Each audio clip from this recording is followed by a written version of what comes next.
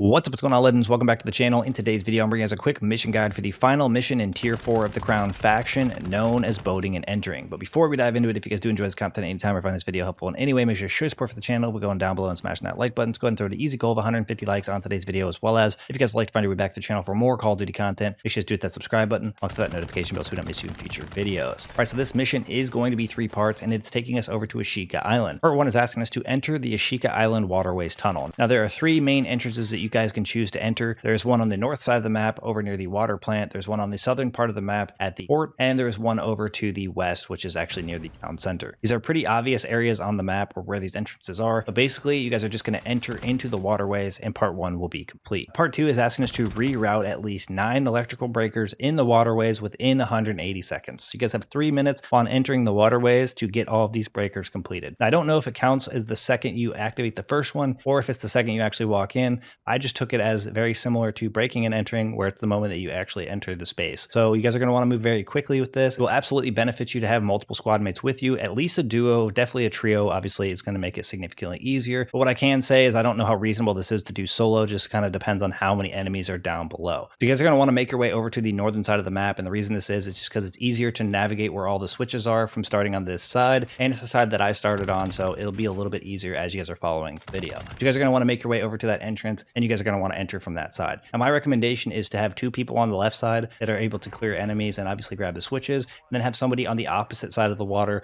kind of following that side, because there is going to be basically 4 on the right side of the waterways and 5 on the left side of the waterways. So the people on the left side are basically just going to follow the entire side all the way until they go to the port end. And then basically you would be able to cross over to the other side of the waterways to hit any switches if your other teammate hasn't made it up to that point. But essentially what you're going to want to do is you're going to go ahead and enter into those waterways, having your teammate on that right side. And not too long down the waterways on the left-hand side, you guys will actually see the first electrical switch. You guys are then going to want to flip that switch and then continue moving. Now, on the right side, there is, of course, a door that enters into a little room. And this is where there's going to be the second switch location. And you guys will see that I actually look at my teammate and look into the room as he actually pops that switch. But then I continue on my way on the left side, and the third switch isn't going to be until around where you actually see the submarine. So you guys are pretty much clear to kind of wander up at that point, clear out any enemies that you can along the way. You guys are going to want to move very quickly. It is also possible you guys are going to run across the juggernaut, so definitely expect to be doing that. And you're going to want to eliminate any enemies on the way. Once you guys are able to get to where you go up the stairs and then go down to where you actually see the submarine, once you get to the bottom of the stairs there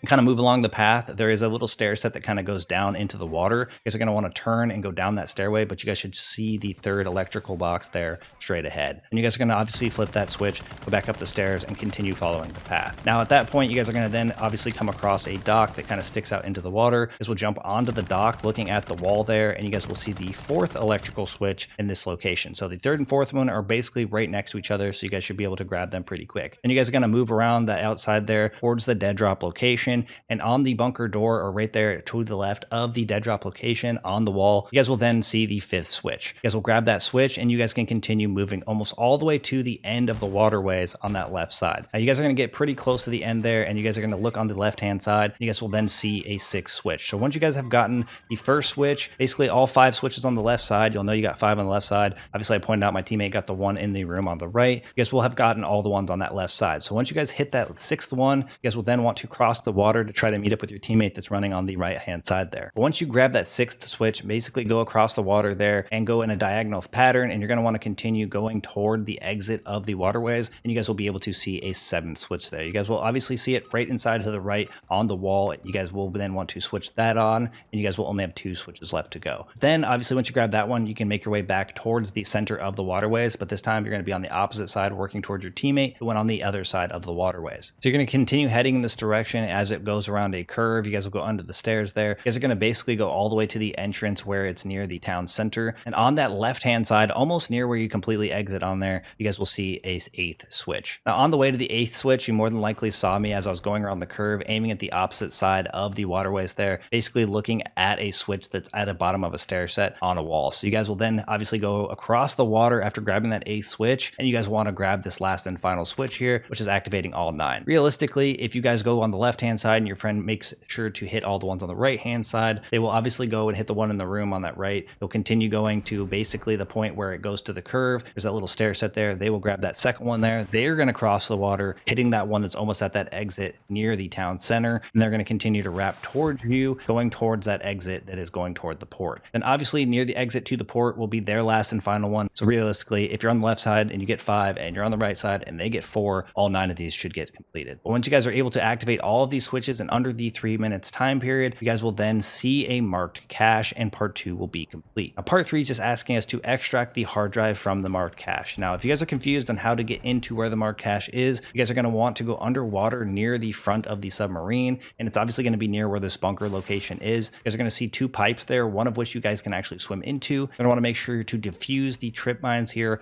or the wires with the grenades. That way you guys don't blow up on your way in. You guys will swim through this and you guys will come out inside of a room. Now inside of this room, you guys are just going to climb on the boxes there to jump over to the other part of this room. Then you guys will see the marked cache on the ground. You guys will then go in there and obviously open it up, where you guys will see the hard drive that you need to grab. You guys will then want to grab this hard drive, continue looting the rest of this room, obviously open that bunker door and escape. But then at this point, you guys will then just need to exfil safely from the map with this hard drive in order to be successful. So I recommend going to your nearest exfil location. But regardless, once you guys are able to exfil successfully with the hard drive, this mission will be complete, wrapping up tier 4 of the Crown faction. That's going to wrap things up for today's quick mission guide. Thank you guys for all the support in today's video, all the support in the channel. I look forward to seeing y'all in the next one. Peace.